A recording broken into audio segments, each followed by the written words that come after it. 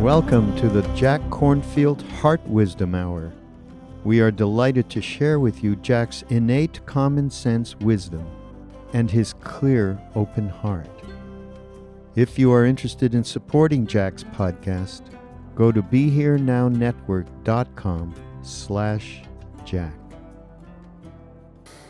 And tonight I'd like to give a talk about some very fundamental Buddhist teachings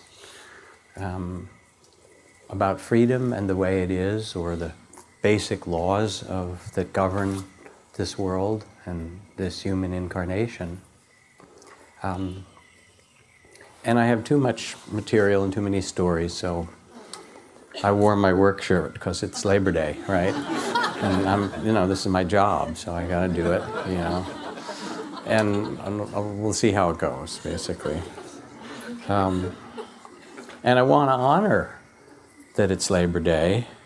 In certain Zen monasteries, before you take the meal, you do this beautiful chant of 52 labors brought this food, the labor of the earthworms and the ants and those who plant the seeds and those in a sweaty bandana who pick the lettuce and those who drive the trucks and stock the stores and bake and cook and, the labors of the rain clouds and the earth herself and so forth.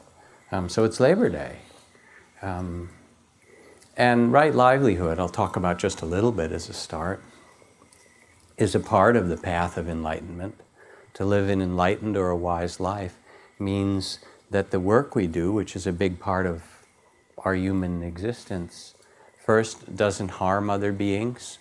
So right livelihood doesn't include selling weapons and drugs and slavery and so forth.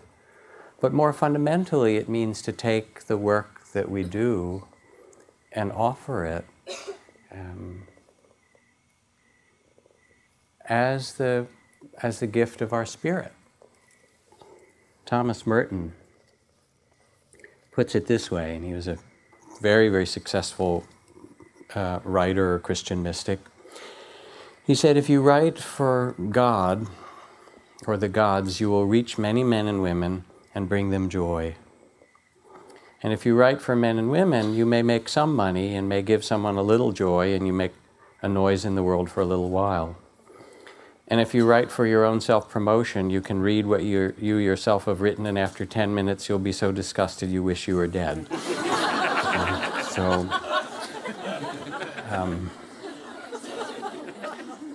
There's a kind of deep intelligence in what he talks about, which is not the writing itself, but the spirit within which we write. Or that famous and kind of common old description of this person visiting one of the old cities in France, where he encountered a stone yard and people working on, chiseling on stone. And the first person was asked, what are you doing here? And he said, in a really weary voice, my job is to cut these stones and to break them into these smaller pieces and shape them. I do it all day long, kind of a drag.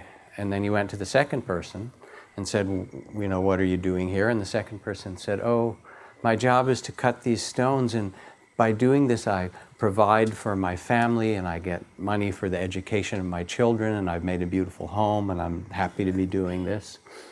And then ask the third person, ran across somewhere in that stone yard, pounding away, what are you doing in this great beaming smile? I'm building a cathedral and it will take 1,000 years and this is my stone in it. So you can hear right livelihood on one side is non-harming, but on the other side, it's remembering something that that you were born knowing, and that sometimes gets taken away in our culture and education, of what really matters. And of course, what really matters is the spirit within which we do our life and our work. Okay, one more story, since we're starting with this.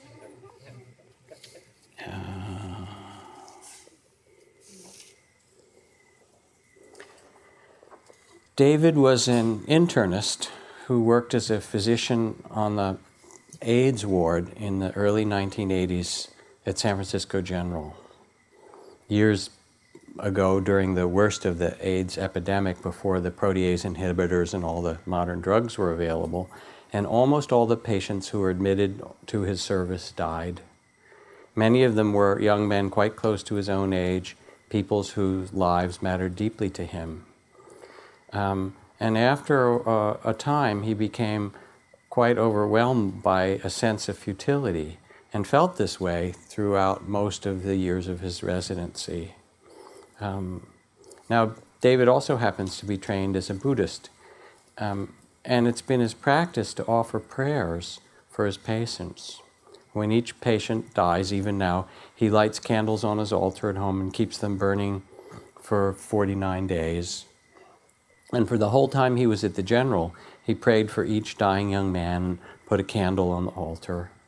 And now, yet years afterward, he was in a group with some other physicians, and he tells this story somewhat with a different kind of quality, not so resigned, but more with wonder. He says perhaps the reason he was there was not what he thought. He'd expected to serve by curing and rescuing his patients, as physicians do, but when their problems proved resistant to his whole modern medical expertise, he felt useless. But maybe he was not meant to be there to cure people. Perhaps he was there so that no one would die without someone to pray for them.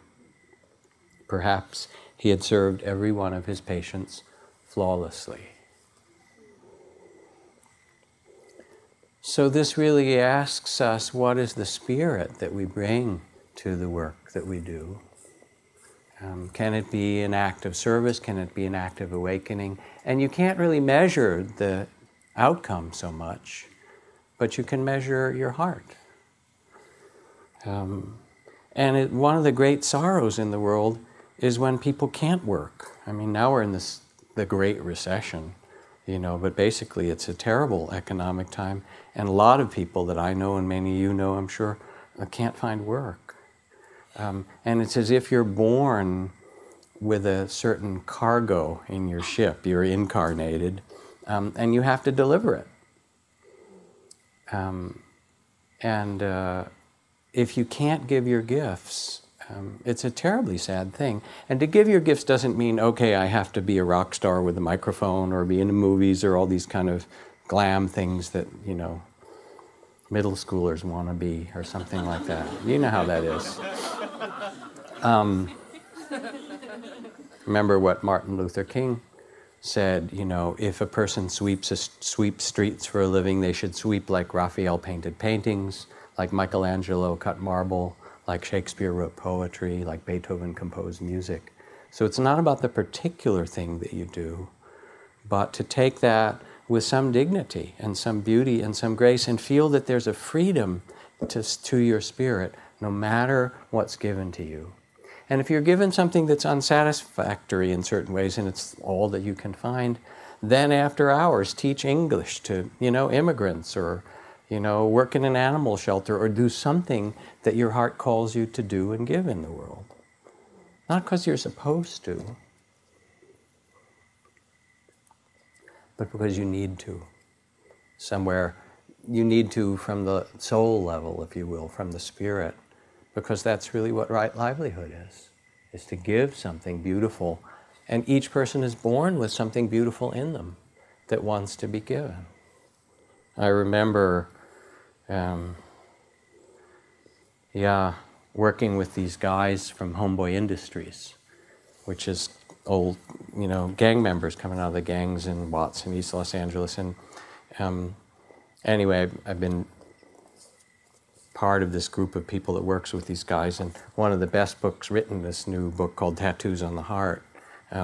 Father Greg Boyle, who started Homeboys Industries, talks about working with this particularly exasperating homie he calls, named Sharky. He said he's released from juvie for the 4th time. He'd gotten in another fight, lost touch with his family, and now he's back at Homeboy and he wants to work. And at first, I want to just chew him out for his posturing and his colossal stupidity. And then I look in his eyes, and I decide to switch my strategy and catch him in the act of doing the right thing. I can see I've been too harsh on him and exacting, and he is, after all, trying the best he can given where he came from. And I tell him how heroic he is, getting out and wanting to come back and work at Homeboys and get a decent job, and how the courage he now exhibits in transforming his life far surpasses the hollow bravery of his barrio past. I tell him he's a giant among men, and I mean it. I look in his eyes. Sharky seems to be thrown off balance by all this and silently stares back at me for a long time. And then he says, "Damn, Father G, I'm going to tattoo that on my heart." And there is some way in which we are born knowing this, and we forget it.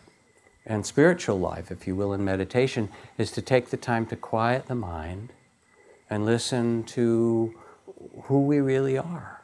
Listen to that freedom of spirit and that nobility, which is called Buddha nature, that is born in every being.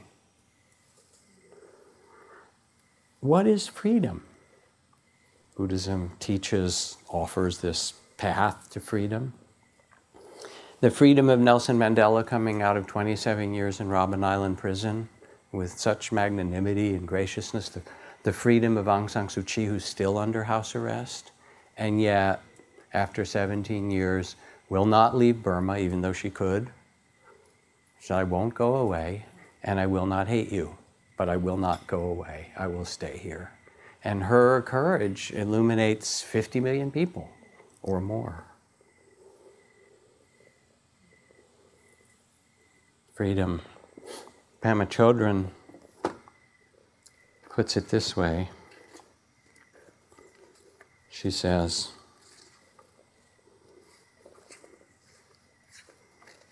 where are you, Pema? It's hard to know whether to laugh or cry at the human predicament. Here we are with so much wisdom and tenderness, and without even knowing it, we cover it over to protect ourselves from insecurity. Although we have the potential to experience the freedom of a butterfly, we mysteriously prefer the small and fearful cocoon of the ego, of the small sense of self.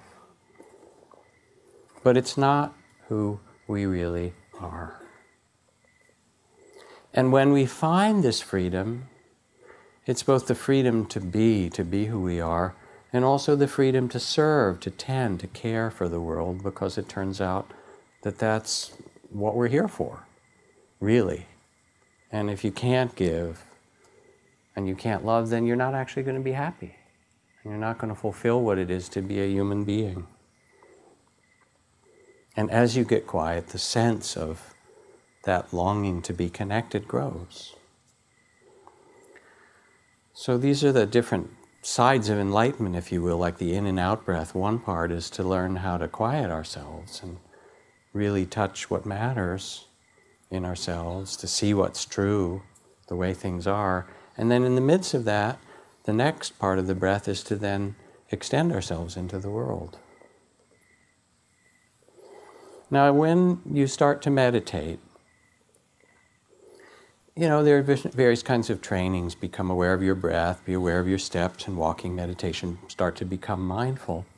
And people often think that meditation and mindfulness is then a way to fix yourself. It's too late. You were born, right? So it's not really a self-improvement game. I mean, it's fine. You can let go of your tensions. There's some deep healing that can take place. You can release stuff in your body. You can feel the emotions and traumas that you have, and they unwind. So there is some of that. But the point of meditation isn't really self-improvement. It's something much deeper, which is to see the way things are in human incarnation and to remember who you are in the midst of it all. So a story again.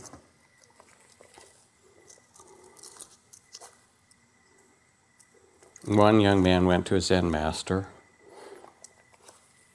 some kind of master, and after practicing for a time went off on his own with the instructions and faithfully decided to send a letter to the master giving an account each month of his spiritual progress.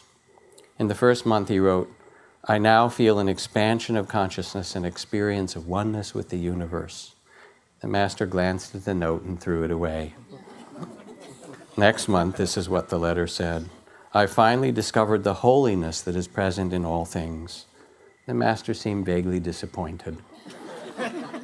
A month later, the disciple enthusiastically explained, the mystery of the one and the many has been revealed to my wondering gaze. The Master yawned. 2 months later, a letter arrived. No one is born, no one lives, no one dies, for the self is an illusion. The Master threw up his hands in despair, because each letter was asking for a response. Is this it? Is this it? Is this it? After that, a month passed, then 2, 3, 5, and a whole year. The Master thought now it was time to remind the disciple of his duty to keep him informed of his spiritual progress. And the disciple wrote back, who cares what you think? When the Master read those words, a great look of satisfaction spread over his face. Thank God he got it at last.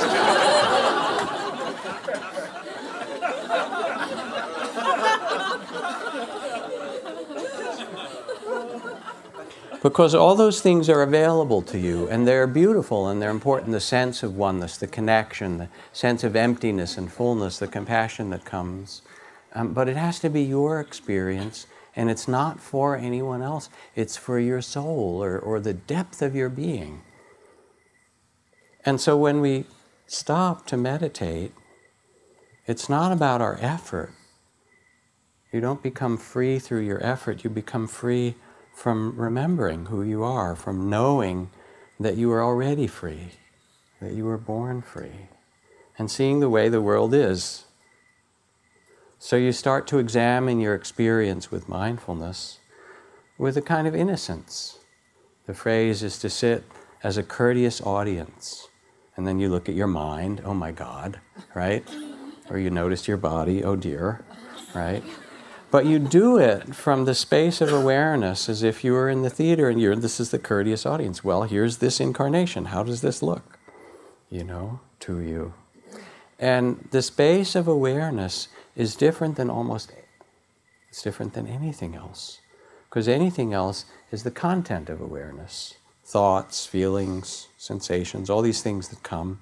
It's like you're in the movie theater and all these things come on the screen, right? And for a while you get lost in the plot. There's the romance and the comedy and the action movie and, the war film and so forth. But then at certain moments somebody's kind of chewing their popcorn too loud and you shift in your seat and you realize, oh, we're in the movie. The space of awareness knows what arises in the screen of experience. It's the witnessing, but it's not lost in it. Instead, there's a open, balance, timeless, ease, a deep knowing. It's really seeing with the eyes of the Buddha. Oh yes, this too is part of this incarnation. There's a wisdom to it. So you rest in the space of awareness, and then in this mysterious incarnation, in your human form, nobody knows quite how you got here, but here you are on this planet Earth, right, in the middle of all these galaxies. You got here. And you stuff dead plants and animals in one hole of the incarnation and glug them through the tube out to the other end every day, right? It's really bizarre. It is. And you're in there, sort of, right? Or it's in you or something, whatever. And so you sit. And what you start to notice if you sit with this courteous attention, what you begin to experience is what the Buddha called the 5 rivers. The river of sense experience, that there's changing sounds. You can hear the crickets and my words. And the river of sounds, the river of sights and colors are changing. Sense experience, if you close your eyes, the body's a river of sensation. So the world that we know through our senses is always changing. Then the second river is the river of feelings. Have you noticed? Happy, sad, joyful, pleasure, displeasure, apathetic, antagonistic, antsy, appreciative, alarmed. And I have this whole dictionary of 500 feelings, right? So many of them. I was just doing the A's. Angry, apoplectic, appreciative, argumentative, all of them, right? So there's this river of changing feelings and moods. There's the river of senses, the river of moods, the river of perceptions. That you see things in a certain way, you recognize that's a person, that's a woman, that's a man, that's a dog, that's a house. There's some way in which we organize the world, and it's always changing, because you recognize from this moment, and then you change your angle and the perception's a little different. And then there's a river of thoughts. And if you don't know that, all you have to do is sit and meditate, as we did for half an hour, and it just plays through. The mind secretes thoughts the way the salivary gland secretes saliva. It just kind of pours through, doesn't it? Thoughts, images, words. And then there's the river of consciousness. And they're always changing, have you noticed? In fact, when Zen Master Suzuki Roshi was asked to sum up all of Buddhist teachings, he said in 3 words, not always so. This is another of the Buddhist teachings, that things are always changing and nothing can be repeated. Not a moment, not a day, nothing. And we can feel this tonight. It's the turning of the seasons, the beginning of the school year for certain people. You know, it's getting darker earlier. But it's not just the turning of the seasons, it's the lunar cycles and the breathing of the breath and the beating of the heart and the movement of the cerebrospinal fluid and the menstrual cycles and the stock market, in case you're interested in. I mean, it's all the same, you know. And the turning of the galaxies. Everything expands and contracts and moves. We are a river. And civilizations, ancient Sumer and the Mayan and the Aztec civilization and the Portuguese, remember that one? That little country had a big empire at one point, not that long ago. Different Chinese dynasties and the Egyptians. You know, and then there's the American Empire, which is not seeing its finest day at the moment, in fact. Come and go. And of course, we hope to find security in this. Day and night, pleasure and pain are changing all the time, gain and loss. Security through a bank account, security through relationship or job or whatever identity. But then you pick up the phone one day and it's the doctor who says, I think you have to come in, your test results are questionable. And everything you thought was secure isn't. And we spend $250 billion, $250 billion on security devices and so forth in America. Different kinds of security. But here is Helen Keller. She writes, security is mostly a superstition. It doesn't exist in nature, nor do children as a whole experience it. Avoiding danger is no safer in the long run than outright exposure. Life is either a daring adventure or nothing. But there's a different way to explain this with a story again. Because security sort of assumes that you could know, that you could predict things. A commuter hopped on a train at New York and told the conductor he was going out to Fordham. We don't stop at Fordham on Saturday, said the conductor, but I'll tell you what I'll do. As we slow down at Fordham Station, I'll open the door and you jump off. Because we'll be going pretty slow. Just make sure you run along the train when you hit the ground or you'll fall. So at Fordham, the door opened, the commuter hit the ground running. Another conductor in the car following, seeing him, opened the door and pulled him in the train as it resumed speed. You're mighty lucky, buddy, said the conductor. The train doesn't stop at Fordham on Saturday. Right?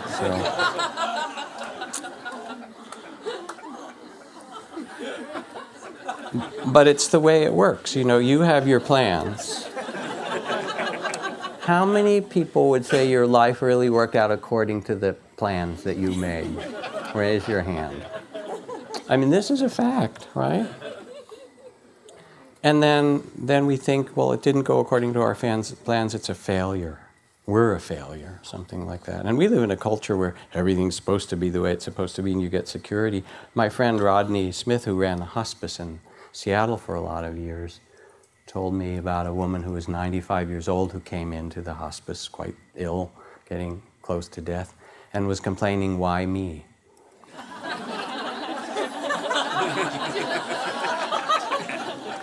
But that's because old age is a failure in this culture, isn't it? Like you didn't do it right somehow. But this is the Buddha, his words. He says, few cross the river, many are stranded on this side, on the river bank they run up and down. Free yourself from grasping, from attachment, and rejoice in freedom here and now. Become the light of freedom just where you are. So we have our plans. My teacher Ajahn Chah spoke about, he used to call it in Thai, the word was mai na, which means it's uncertain, isn't it? And he loved to answer questions with this phrase, mai na. Basically, it's uncertain, isn't it? And you'd ask him about anything. So you could ask him about enlightenment, ask him why monks did the, and he would smile and he'd say, mai na. Part of the time anyway, and then he would laugh, you know, because it is uncertain, isn't it? And freedom is not about certainty in that way.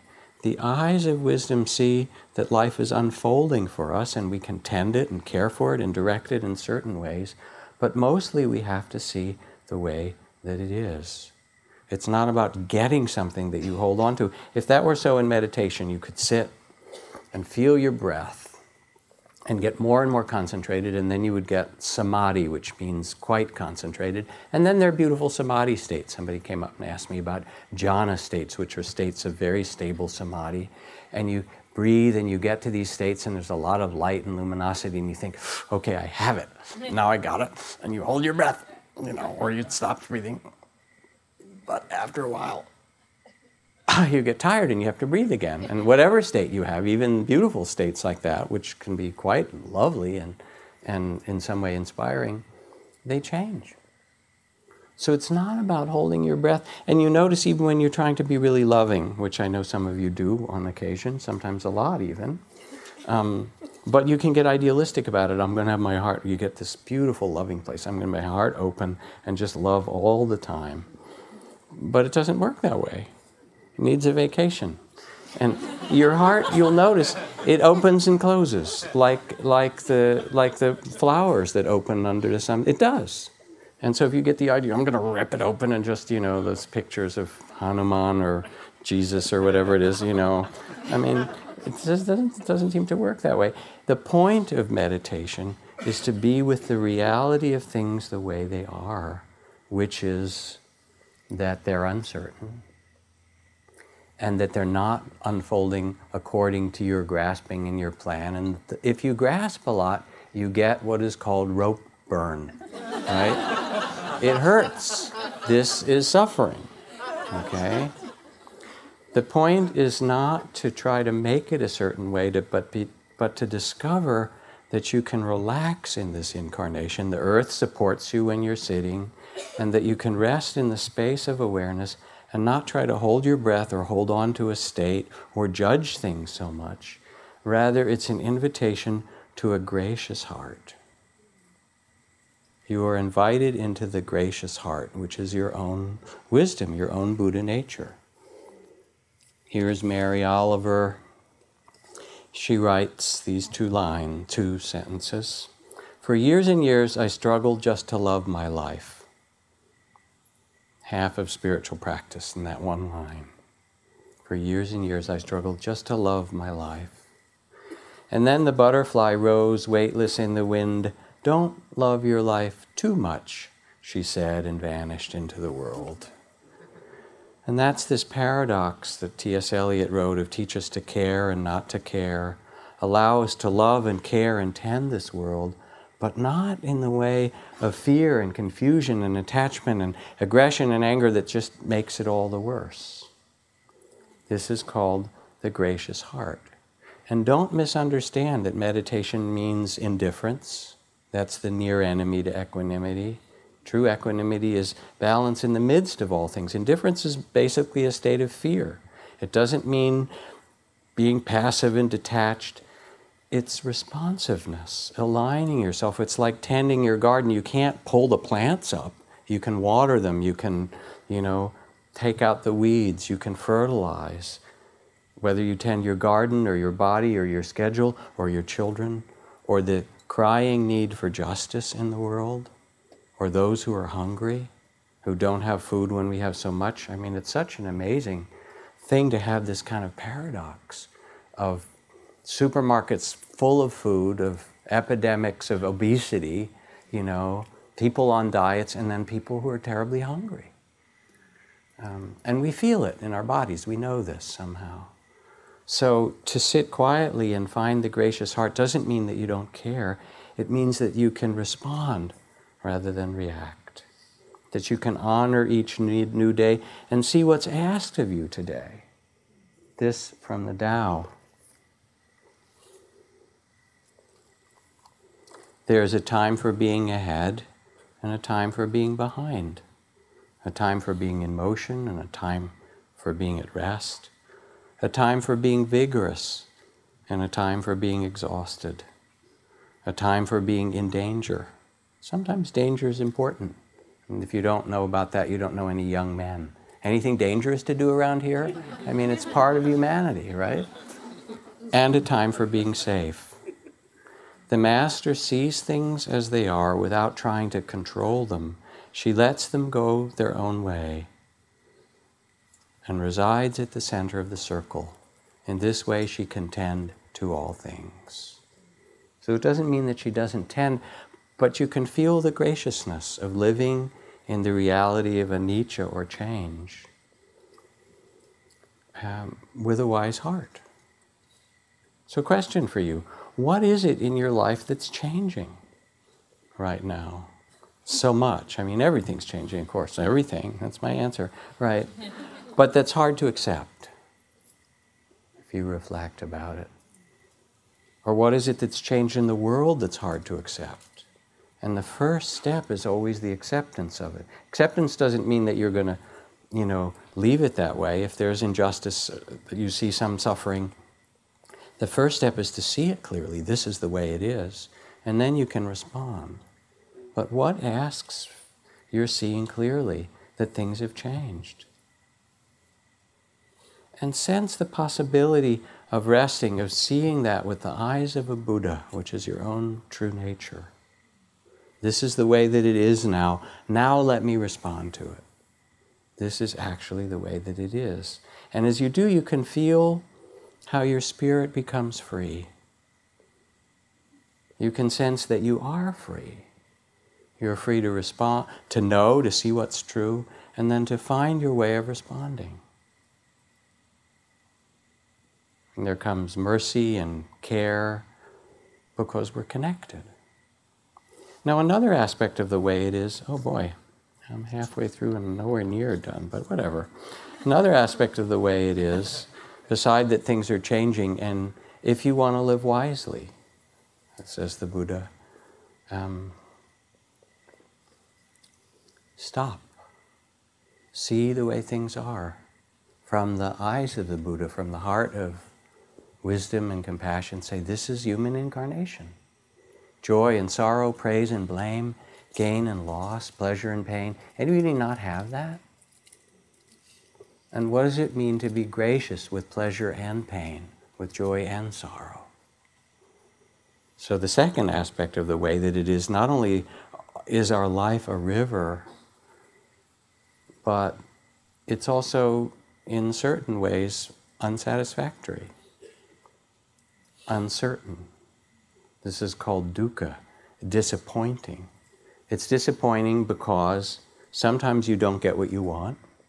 Sometimes you get it and then it changes. Or sometimes you get what you don't want, right? And it stays for too long, right? It's true. Or you suffer because there's grief or loss or sickness or aging or death or uncertainty. But change is not really, old age is, if it's a defeat in this culture, it isn't actually, it's natural. Even in this society. But we like to pretend.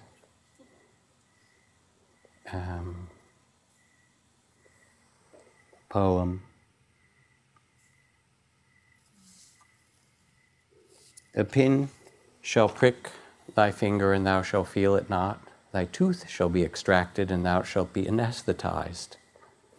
Thou shalt be bitten by a mad dog and injected with serum, and the dog be put to death, and neither of you feel any pain. Thou shalt pass a bundle of rags, who cries, give me a quarter or $1, I'm homeless, and thou shalt be anesthetized and pass on, and thou shalt sit in the antechamber of the hospital, awaiting birth or death, no matter, and peruse the news of the world, and the pages shall offer into thine eyes famine in Central Africa, latest fashion bikini leaves no strap marks, dioxin diet cookbook, neo-Nazi outbreak, film star of the year, assassination of the year, and no one thing shall be worse and none better, and thou shalt ingest them all with the same painless smiling feeling of have a nice day. That the world goes to pieces, or to pot, or whatever word, and should be so lucky. The world goes to someplace worse than pot. And we watch it on television. And it's horrifying, actually. It is horrifying. But it's the culture, as Rita Mae Brown said, in America, the word revolution is now used to sell pantyhose. Okay? We're in trouble. All right? And it's not that revolution is the only answer, because there has to be an inner revolution as well as an outer, or we just keep recycling the same revolution. The revolutionaries take over and they put the other people in prison. But whether it's Afghanistan, Israel, and Palestine, and I've been wearing my keffiyeh, which came from a Palestinian friend, number of Palestinian friends, mostly because of all the racism and the, Islamophobia that's out there. And there's so much fear-mongering. And there is this kind of suffering. There's tribalism and racism and continuing war and global warming and, malaria and diseases and so forth. And we have to see these. And somehow we think that if we were to act right, that they would go away. But they don't, do they? Plato said, even only the dead know the end of war. That was, 2,600 years ago. I'm sorry to tell you that. But we kind of think, well, then we'll, it's not going to be there, but listen to Plato. And I don't that way mean then to become, what's the right word? To give up, to not care at all. Instead, when you sit as the Buddha, you see the way things are and you stop running. And you see gain and loss, and you see pleasure and pain, and you see your successes and your troubles. As someone said, even your misfortune is part of your belongings. And as you do, then your heart begins to open. Think of Lambi Yeshe, this wonderful teacher who got put in the ICU for terrible heart problems. He said, after 41 days, my mind was like that of an anti-god. My body was like the lord of a cemetery, and my speech like the barking of an old mad dog. After all these years of meditation, it was still a lot of suffering. Because it's what it is at certain times when you're sick or when the body falls apart. It's just the way that it is. But then you hear Martin Luther King, and he says, we will match your capacity to inflict suffering with our capacity to endure suffering. We will meet your physical force with soul force. We will not hate you, but we cannot in all good conscience obey your unjust laws, and we will soon wear you down by our capacity to suffer. And there's a kind of dignity in simply seeing this is also part of incarnation, and not being so afraid of it. Pleasure and pain and gain and loss. There's this deep compassion that comes. And this from Pema Chodron, who writes, to move from aggression to loving kindness can seem daunting, but we start with what's familiar. To cultivate loving kindness, we have to find the tenderness that's there in ourselves or another, that we already have. We touch in with gratitude or appreciation our current ability to feel goodwill. In a non-theoretical way, we contact the soft spot that she calls the word for bodhicitta, awakened heart. Whether we find it in the tenderness of feeling love or the vulnerability of feeling lonely is immaterial. If we can look for that soft, unguarded place in ourselves or another, it is always there. For instance, even in the rock hardness of rage, if we look below the surface of the aggression, we'll generally find fear. There's something beneath the solidity of anger that feels very raw and sore. And underneath the defensiveness is the broken-hearted, unshielded quality, the soft spot of bodhicitta.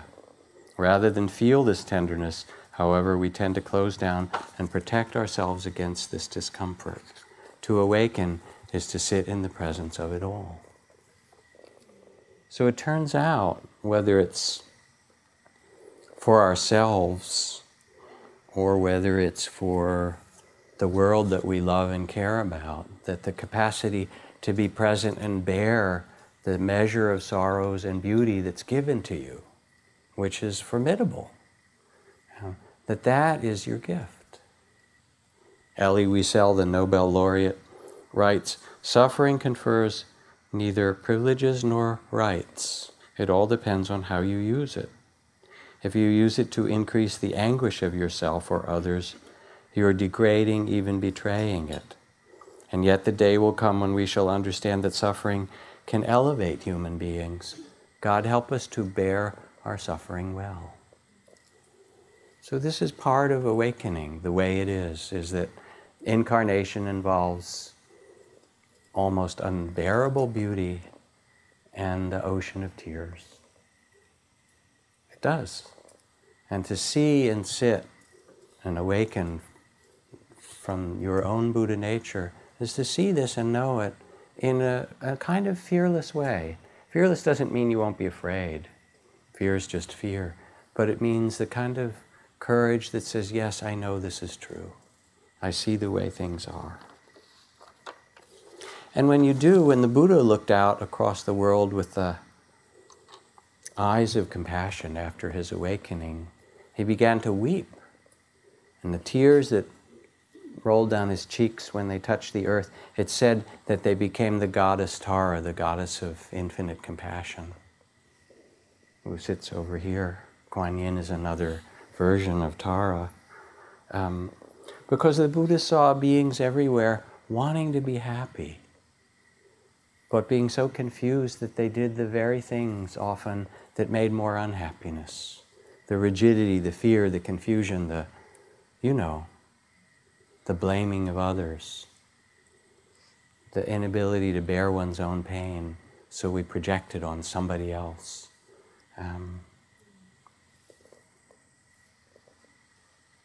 So we sit and start with the reality of the present. This is the way it is. It's like this, without judging at first. Without making some project about it. I always or often use this passage from the author Florida Scott Maxwell, where she writes, no matter how old a mother is, she watches her middle-aged children for signs of improvement. Right? That there's some way you could sort of sneak that into your meditation and think, okay, I'm going to, really improve myself. And you do in some ways. But it's not about that.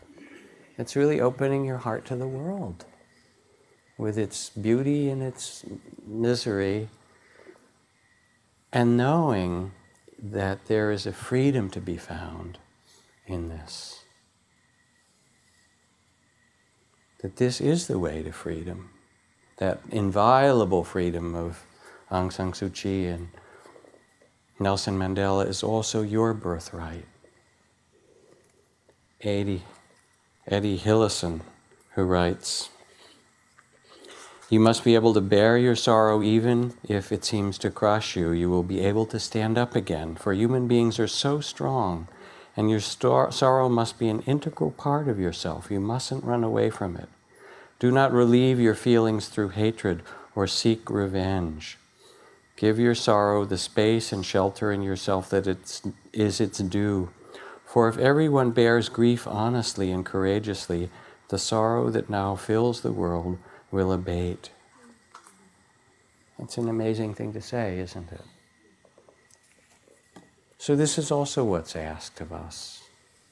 Or as Helen Keller says, the world is full of suffering, and it is also full of the overcoming of it. that we have both those gifts just as we breathe in and breathe out. And an honorable practice of mindfulness and compassion then also begins to sense the third quality of the way things are. It's like gravity. There's pleasure and pain and gain and loss. It's changing. It's insubstantial. It's ungraspable. Is that you start to see the emptiness of it all, the selflessness of it all. And this requires some explanation because it's a funny language. Remember Heraclitus, who said you cannot step into the same river twice? You can't meet the same person twice. When you meet your lover, your husband or your wife or your boss or your child, they're actually different each time in some way. And this is what Suzuki Roshi said, the goal of meditation practice is to keep your beginner's mind, to see this person anew. Because they are new. They're not anyway quite the way they've ever been. And you can't claim them or own them or fix them. I mean, we do, but that's not the way things are. And it turns out you can't even do it for yourself as you start to pay attention. You start to look at your thoughts and you discover that your mind has a mind of its own. And the thoughts think themselves. And you can hardly stop them, right? And not only that, if the people near you could hear your thoughts, they would move away, right? It's wild in there, right? And your feelings feel themselves. And your breath breathes itself. I have a friend of mine who went up in the Himalayas to visit these Tibetan hermits who were on life retreat in caves, doing compassion for the universe in their cave, and got permission. This was a monk and a healer that I knew, a Westerner, who was a doctor, who got permission from the Dalai Lama to visit some of these hermits when they had their twice a year drop off of food or whatever. And he said, I remember this one man who was just beatific and, sat there and was obviously radiating compassion to the world. And I said, what is your practice? Do you do breath practice? And he just smiled and he said, the world breathes itself, and it does. The world breathes you. You don't have to breathe. And this is not a philosophy. This is not some idea you're supposed to take. But as you get quiet, you start to feel yourself as part of the river of change. You sense you have different roles. Sometimes you're the parent, sometimes you're the child. Depends who you're with, right? Or the brother or sister or the boss or the lover or the, whatever, the student or the teacher. And your sense of self is always changing. There is no fixed self. How's that? And in fact, nothing is fixed, as the Diamond Sutra says, thus shall ye think of this fleeting world, a star at dawn, about to disappear. A flash of lightning in a summer cloud, an echo, a rainbow, a phantom, a dream. Suppose, said the Buddha, a man or woman who was not blind beheld the many bubbles on the Ganges as they floated along and watched and carefully examined them, and they would appear to them as empty, unreal, and insubstantial. In the same way does the meditator behold sense experiences of the body, sights and sounds, feelings, perceptions, thoughts, states of consciousness, and observing each carefully, examining they too appear insubstantial, empty, and void. They're there for a moment and they disappear. It's wild. Everything's trooping out of emptiness, to use Rumi's phrase, and doing its dance and disappearing. Shakespeare talks about it as a great theater, the dreams of it.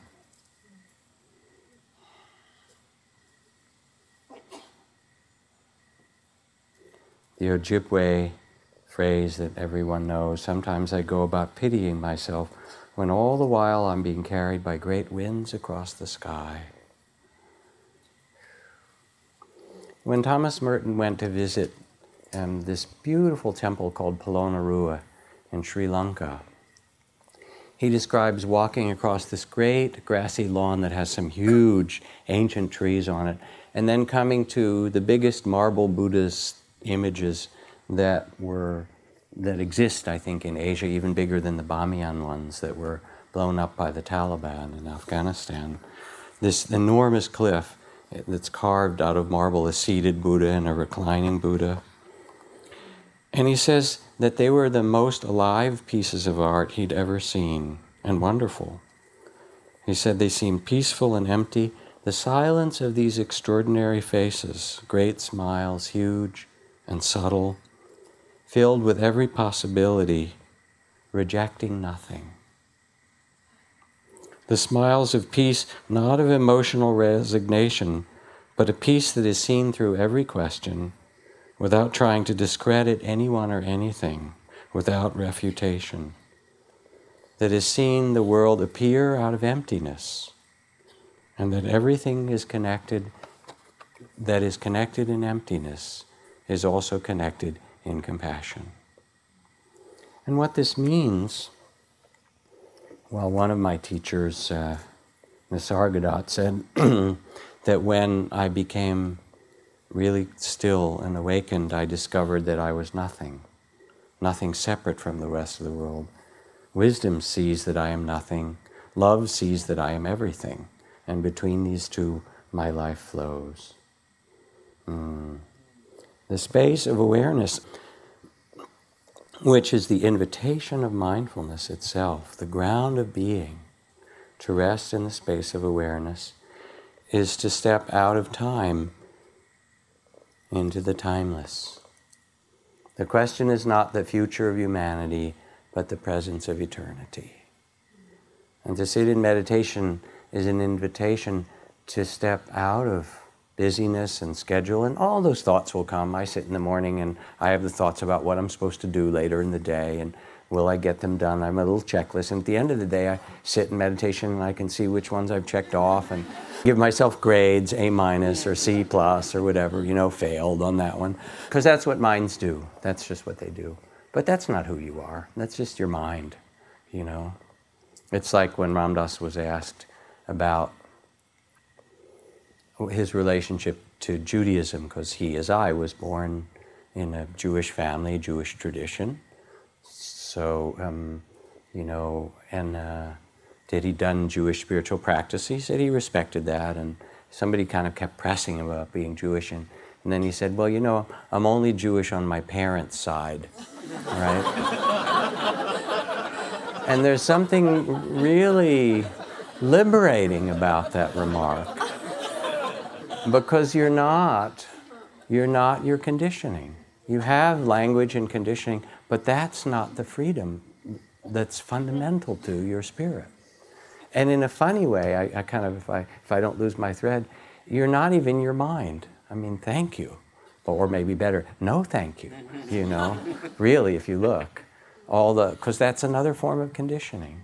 And to sit back and rest in the space of awareness is also to rest in the great heart of compassion. Again, from Kalu Rinpoche, he says, you live in illusion and the appearance of things. There is a reality, but you do not know this, or you forget this. And when you understand, you will see that you are nothing. Nothing substantial, nothing you can hold on to, always changing. You will see that you are nothing, and being nothing, you are everything. That is all. And there comes out of this a beautiful kind of trust. Chan Master Sheng Yen said, those who are suspicious will always be lonely. Or the third Zen ancestor says, to be enlightened is to be without anxiety about non-perfection. I need to say that twice more, okay? To be enlightened is to not be anxious about the fact that things aren't perfect according to your standards. To be enlightened is to be without anxiety about the imperfection of the world. It is the damn way that it is, And this does not mean that you're not called upon when we leave, to work for justice, to feed those who are hungry, to love this earth, Just as that woman who gave this beautiful piece of land for the nuns said, I wanted to give some nuns to my land, you know. To care for this earth. It's so beautiful. And when you get quiet, you realize that it's your earth. And not only that, you are the earth's you. If I can say that. There's some way, so that when, you know, you don't say when you stub your toe or you pick up something hot, oh, that poor hand, I think I'll take care of it, right? Because it got a little bit burnt, or that toe. You know, you pull it off the stove right away. Because there's a sense of connection to that.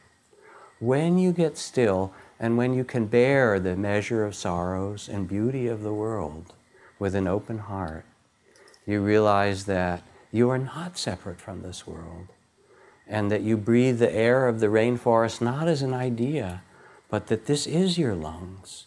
And so you get up from your meditation seat, and the Buddha spent 45 years walking the dusty roads of India, saying, please remember who you are. You can be free. You are free. Freedom is your birthright. And then live in this world with beauty, like Thomas Merton said, where we started. Offer the beauty of your life to this world with grace, with graciousness, with ease. Now I should say at this point that I've, maybe halfway done this talk, and that feels fine to me. You got to go with the flow, right? I'll finish it next week. Ha-ha.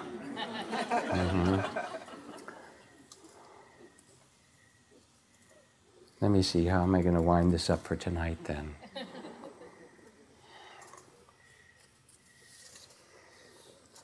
Rumi. Truly, he says, we live with mysteries too marvelous to be understood. How grass can be nourishing in the mouths of lambs. How rivers and stones are forever in allegiance with gravity, while we ourselves dream of rising. How two hands touch and the bonds will never be broken. And how people come from delight or the scars of damage to the comfort of a poem. Let me keep my distance always from those who think they have the answers. Let me keep company always with those who say, look, and laugh in astonishment and bow their heads. The line from Mary Oliver. Oh, this isn't Rumi, this is Mary Oliver. Oh, thank you. Okay, because there's another, I had a Rumi poem. This is great. Thank you, Mary. All right, could have been Rumi. Our modern Rumi, she's really Rumi incarnated. There's another of her line where she says, I was a bride married to amazement. Freedom is nowhere else. It's not in the Himalayas. It's not after long retreats. It's not from some special meditative states. They can be beautiful, and the Himalayas are really cool. I recommend a walk in the Himalayas to anybody on this earth, and so forth. But freedom is here. In the reality of the present, this moment, you are free. And you don't need special conditions. Conditions are good enough. They're perfect for the free heart. So tonight, in a way, is just a reminder, the first part of this talk. The next part is to talk about the gifts that come from each of these truths. The gifts that come from the fact that everything changes. The gifts that come from the measure of sorrows of our life. The gift that come from emptiness. You'll have to wait and see, right? It's like, who knows?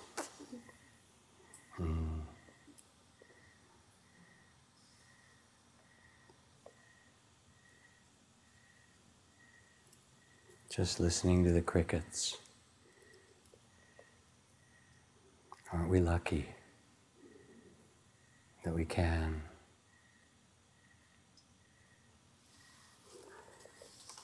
I brought something tonight. I guess I'll show it. Maybe I'll do it next week too.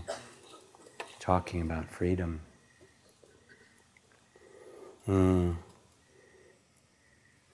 It's a picture. I don't know. I'll hold it up. I don't know if you'll be able to see it from the back.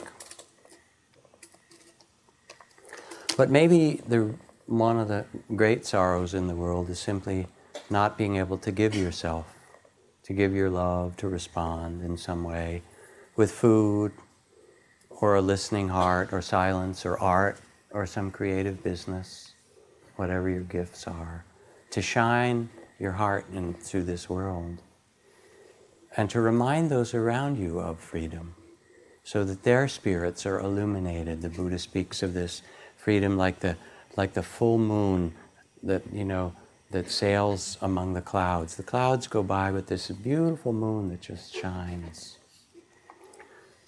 So the picture I want to show, when I was last year, whenever it was, visiting and doing a little bit of teaching in Palestine and Israel, there is this huge wall that reminds me of the walls around San Quentin prison that's been built, security wall, if you will, in parts between Palestine and Israel, enormous high concrete wall, sometimes a few places like with little guard towers. And the problem is that the wall was put in many cases onto land that was olive groves and so forth. And there's a lot of graffiti especially on the Palestinian side. In one part, there's this amazing painting of a huge olive grove that was removed. And it said, you can cut down the trees, but you can never take the spirit of the olive grove from us. And there's this big picture of the olive grove. And this is a photograph. And you can tell how large it is. It's like 15 or 20 feet across, because there's a little car, if you look, the windshield in the bottom right-hand corner. And it's a peace dove. This is in Ramallah, I think, on the Palestinian side, wearing a flak jacket, that is to say, wearing a bulletproof vest with a little olive branch, an olive branch, in her mouth. And I really love this image. I was so moved when I saw it, because it said somehow, even in the difficulties of this world, which we all have in our life, this is what the Buddha's awakening was. He said, yes, there is dukkha, yes, there's difficulties, and yes, there is freedom. Yes, there's the freedom to love, to care, to tend, and no one can take that from you. No one. And perhaps that's what Labor Day is really about, is to be able to offer that from yourself to the world.